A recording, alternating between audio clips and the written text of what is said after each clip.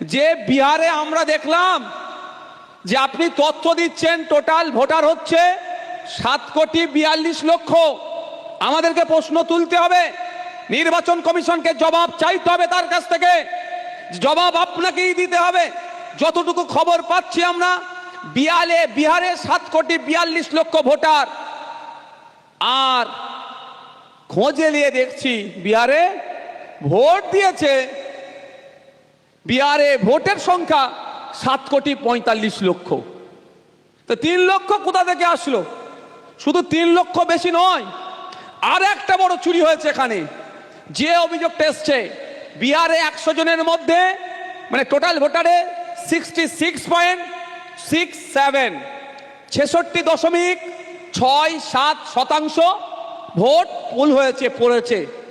তাহলে এখানে কি দেখা যাচ্ছে 7,42,00,000 ভোটার ভোট দিয়েছে 7,45,00,000, আর ওরা তথ্য দিচ্ছে যে ভোট কাস্ট হয়েছে, পোল হয়েছে 66.67, মানে প্রায় 2.5 কোটি ভোটার এক্সট্রা ভোট দিয়েছে। তাহলে এই 2.5 কোটি ভোটার কোথা থেকে আসলো? কোন কবর থেকে উঠলো? কোন শ্মশান থেকে উঠলো? কোথা থেকে আসলো? এর জবাব কিন্তু আমরা কি করব? আমরা যেমন আমাদের ফর্ম ফিল আপ করে জমা দিচ্ছি, তার সাথে সাথে কেন্দ্রীয় যে নির্বাচন কমিশন আছে, ভারতের নির্বাচন কমিশন, তার কাছ থেকেও আমরা চাইবো এর জবাব আপনাকে দিতে হবে।